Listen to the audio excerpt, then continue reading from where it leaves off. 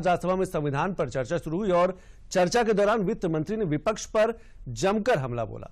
अपने 1 घंटे 19 मिनट की स्पीच में वित्त मंत्री निर्मला सीतारमण ने क्या कुछ कहा और किस तरीके से विपक्ष को वित्त मंत्री ने घेरा है, एक रिपोर्ट देखिए आप।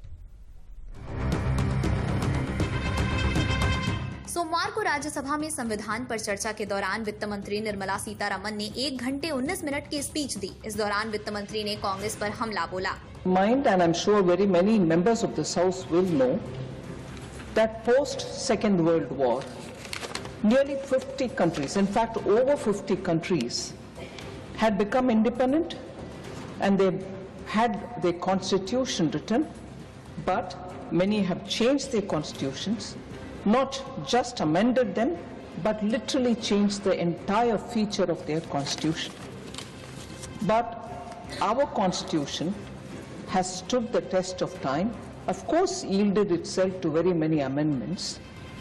संविधान संशोधन में बदलाव के साथ ही सभा में बोलने की आजादी को लेकर भी वित्त मंत्री ने तीखे प्रहार किए।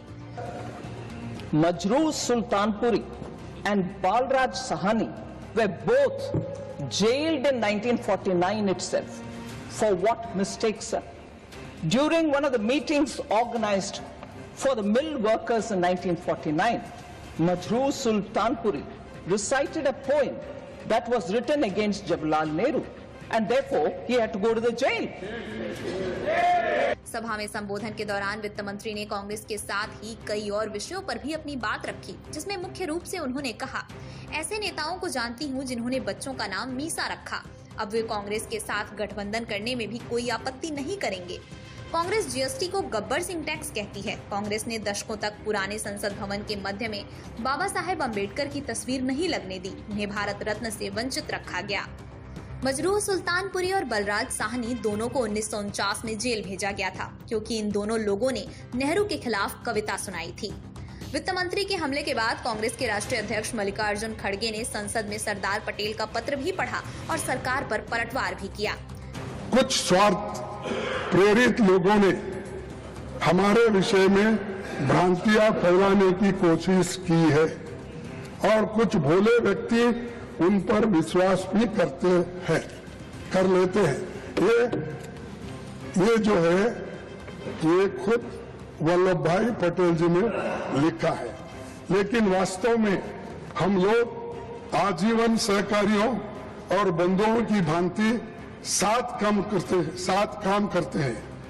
अवसर की मांग के अनुसार हमने परस्पर एक दूसरे के दृष्टिकोण को अनुसार अपने को बदलता है और एक दूसरे के मतभेदों का भी सम्मान किया है, जैसा कि गहरा विश्वास होने पर ही किया जाता है।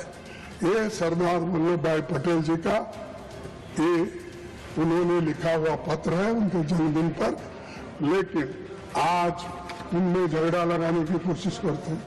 वल्लभ भाई पटेल नहीं चाहते थे, नेहरू जी वैसे थे। अरे वो उनके खुद के भाषण पढ़ो ना। खड़गे ने आगे भी अपनी बात को जारी रखा और संविधान के मुद्दे पर राज्यसभा में और हंगामा तेज हो गया, जिससे कार्यवाही बाधित रही।